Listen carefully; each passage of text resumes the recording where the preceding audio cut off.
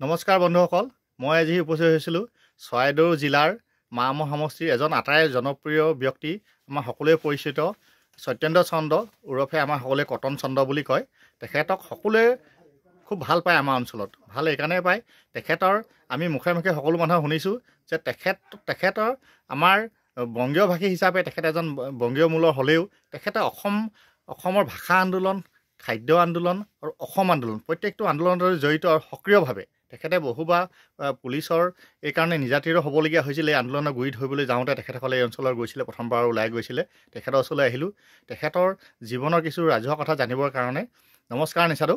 নমস্কাৰ। হয়, আমি আপোনাৰ জন্ম শুনিছোঁ যে 1943 চনত জন্ম, নহয় জানো? তাৰপিছত আপুনি প্ৰায় 4ৰ্থ শ্ৰেণীমানলৈকে পঢ়িলে। পঢ়াৰ পাছত আপুনি আৰু তাৰ পিছৰডোখৰ আপোনাৰ প্ৰায় এতিয়া 80 ঊৰ্ধ্ব বয়স হ'ল। প্ৰায় হোৱাৰ পাছত আপুনি প্ৰত্যেকটো আমাৰ অঞ্চলৰ ৰাজহুৱা অনুষ্ঠান প্ৰতিষ্ঠান এই অঞ্চল মানে কিমান প্ৰায় আপোনাৰ 15-20 কিলোমিটাৰ ব্যাসাৰ্ধলৈকে সকলোৱে আপোনাক চিনি পায় আৰু সকলো মানুহে খুব জনপ্ৰিয় হয়। আৰু আপোনাক চবেই আচলতে কটন নিচাদৌ আৰু কটন দা বুলিয়ে কয়, নহয় জানো? আমাৰ ডাঙৰখিনিয়ে বয়সস্থ মানুহে কয় কটন দা, আৰু আমাৰ দৰে কিছু মানুহ যিসকলে আছে যুৱক বা যুৱতী বা অন্যান্যসকলে কয় নিচাদৌ, কিছুমানে দদৌ, নহয় জানো? সকলোৱে জনপ্ৰিয় ব্যক্তি। আৰু আমি শুনিছোঁ জানিছোঁ বেলেগৰ মুখেৰে আপুনি অসম আন্দোলন, ভাষা আন্দোলন, খাদ্য আন্দোলন সকলোতে জড়িত। আপুনি ভাষা আন্দোলনৰ কিবা স্মৃতি এটা কথা কওকচোন। ভাষা আন্দোলনৰ স্মৃতি কিনো ক'ম, মইতো আমাৰ গাঁৱৰ গোটেইখিনি আৰু লৈ ধীৰেন পালৰ গাড়ীখন লৈ হয়, তেতিয়া আমাৰ অঞ্চলৰ এজন ব্যৱসায়ী আছিলে ধীৰেন পাল বুলি, তেখেতে বৰ ধনী আছিলে আৰু তেখেতৰ গাড়ী আছিলে। তেখেতৰ গাড়ীখন আপুনি বিচাৰি গৈছিলে, নহয় জানো?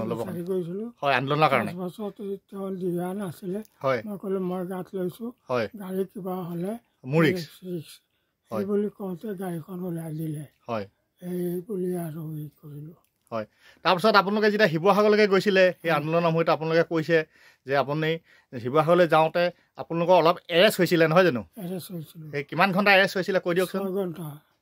চাওক, এজন ব্যক্তি ইণ্টাৰেষ্টিং কথাটো হ'ল যে ভাষা আন্দোলন কৰিবলৈ যাওঁতে তেখেতে 6 ঘণ্টা আমাৰ জাতিটোৰ কাৰণে, অসমীয়া জাতিটোৰ কাৰণে তেখেতে এৰেষ্টো হৈছে। তথাপিতো তেখেতে কাহানিও স্থবিৰ হোৱা নাই, অসমীয়া জাতিৰ কাৰণে বিলীন হৈ যোৱাৰ কাৰণে আৰু প্ৰত্যেকটো অনুষ্ঠানৰ সৈতে জড়িত হোৱাৰ কাৰণে। আমি তেখেতক শতকোটি প্ৰণাম জনাইছোঁ। আপুনি অসম আন্দোলনত সক্ৰিয় ভূমিকা লৈছে, কৈছে যে আমি শুনিছোঁ, আমিতো তেতিয়া জন্ম হৈছোঁহে, আৰু তেতিয়া কৈছে যে এই অঞ্চলৰ চাইকেল মাৰি তেতিয়া লৈ যোৱা আপুনি এই অঞ্চলৰ প্ৰত্যেক মানুহৰ মানে আপুনি গুৰি ধৰোঁতা, নহয় জানো?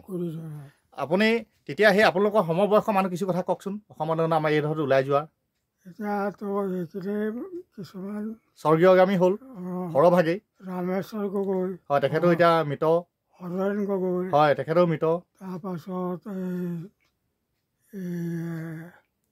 মানুহখিনিৰ পত্ৰৰ নামটো ওলাই হয়, প্ৰায় মানুহ মৰিলে যিহেতু আপুনি গোটেইখিনি গুৰি ধৰি আপুনিয়ে লৈ যায়, নহয় জানো? তেখেতসকলৰ লগত মানে তেখেতে কিছু কথা পাহৰিও গৈছে, এতিয়া বয়সো যথেষ্ট হৈছে। তথাপিতো আমি যে ইমান আপুনি সক্ৰিয়ভাৱে জড়িত আছিল, আচলতে ভাল লাগে। পিছৰ ডোখৰ তেখেতে কি হ'ল, আমাৰ সমাজৰ এই অঞ্চলৰ বিয়া বাৰু সকাম নিকাম প্ৰত্যেকতে হ'লে আচলতে তেখেতে আমাৰ নিচাদৌৱে কি হয়, এটা আমাৰ নিচাদৌ নামত এটা বিভাগ থাকে যে নিচাদৌৱে খাদ্য বনালে খাই খুব ভাল লাগিব। আমাৰ কটন নিচাদৌৱে খাদ্য বনাই দিয়ে আৰু সকলো ৰাইজৰ অনুষ্ঠান প্ৰতিষ্ঠান প্ৰত্যেক মানুহে খাই খুব ভাল পায়, আৰু তেখেতে কাহিনী মাননি নলয়। আৰু প্ৰত্যেকৰ ঘৰতে বিপদ আপদ হ'লে আচলতে কটন নিচাদৌ আমাৰ যায়, আমি নিচাদৌ বুলিয়ে চবেই জানো। তেখেতে যায় আৰু গৈ খাদ্য বিতৰণ, তেখেতক আচলতে আমাৰ গাঁৱৰ অঞ্চলৰ মূল এজন ব্যক্তি বুলি ধৰি লোৱা হয়, মানে সমাজৰ কাৰণে প্ৰত্যেকটোতে। নিচাদৌ আপোনাক সকলো মানুহেই আচলতে খুব সাংঘাতিক ধৰণে ভাল পায়। ওৰেটো জীৱন আপুনি সমাজৰ কাৰণে বিলীন হৈ গ'ল।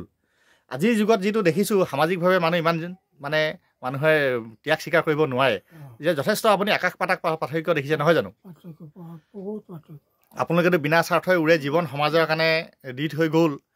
আজি ভাষা আন্দোলন, খাদ্য আন্দোলন, অসম আন্দোলন এইবোৰ ক্ষেত্ৰতে আপুনি কৈছে যে অসম আন্দোলনত যাওঁতে আমাৰ অঞ্চলৰ এজন তেতিয়া শিঙিৰিজানত এতিয়া যিটো মৰাণৰ শিঙিৰিজানলৈ যাওঁতে এখন দলং আছিলে, দলংখন দুদিনমানৰ আগত জ্বলাই দিলে। আৰু আমাৰ মানুহখিনি যাওঁতে তেতিয়া সেই গ্ৰুপত যাওঁতে এজন আজিও প্ৰায় পগলাসহ নিৰুদ্দেশ হৈ গ'ল, নহয় জানো? সেইজন ব্যক্তি আমাৰ সেই ইয়াৰ পৰাই গৈছিলে, সেইজনো বেংগলী ভাষীয়ে আছিলে। তেখেতৰ নামটো কওকচোন। বিধান পাল। সেয়া মানে পুলিচে এইফালৰ পৰা খেদা মাৰি আহিলে, হয়, আহোঁতে ই নলাত পৰিলে। হয়, তাৰপাছত বন্দুক টোৱাই দিলে, টোৱাই দিয়াৰ লগে লগে সন্মুখৰ পৰা পুলিচৰ দেখি চাৰেণ্ডাৰ কৰি হয় ভয় খালে তাৰমানে আপোনালোকে যাব হয় মাৰি লোৱাটো পৰি গ'ল ইয়াত তুলিলোঁ এনে আমি 3-4জনমান আছিলোঁ হয় বাকীখিনি পলাই দিলে হয় তাৰপাছত ইয়াক ধৰি তুলি তাৰপাছত এই দলঙৰ সাঁকো দি পাৰ হৈ তাক লৈ আহিছোঁ আৰু সেইফালৰ পৰা সেইদিনৰ পৰাই তেখেতৰ ব্ৰেইনত যথেষ্ট চক লাগিলে নহয় জানো আৰু পাগলৰ দৰে হৈ এতিয়া পৰ্যায়ক্ৰমে নিৰ্দেশ হৈ গ'ল নহয় জানো আজিলৈকে কোনো নাপাত্তা আৰু একো নাই এটা কথা আচৰিত পাব শুনি পিনে যে এজন বংগীয় ভাষী মূলৰ মানুহ হৈও অসম আৰু অসমীয়াৰ কাৰণে চব খাদ্য আন্দোলন ভাষা আন্দোলন অসম আন্দোলনৰ কাৰণে ওৰেটো জীৱন উৎসৰ্গা কৰিলে নহয় জানো আপোনাকতো কাহানিও কোনেও এইখিনি কৰিবলৈ যাওঁতে কোনেও আচলতে আপোনাক মানে আপুনি কাহানিও কাৰো লগত সংঘাতো হোৱা নাই হেৰিও যোৱা নাই আপোনাৰ কথা প্ৰত্যেকেই মানে আমাৰ বৰ্তমান সমাজত যিটো কথা কয় হিন্দু মুছলিম হিন্দু খ্ৰীষ্টান বা অন্যান্য কিন্তু আপুনি এটা দেখাইছে যে বংগীয় ভাষী মানুহখিনিৰ লগত বা অসমীয়া মানুহৰ কিমান এটা আত্মীয়তা আছে নহয় জানো এইটো আপুনি এটা উদাহৰণ এইটো আমি তেখেতক জীৱিত কালতে আপোনাক শতকোটি প্ৰণাম জনাইছোঁ যে তেখেতে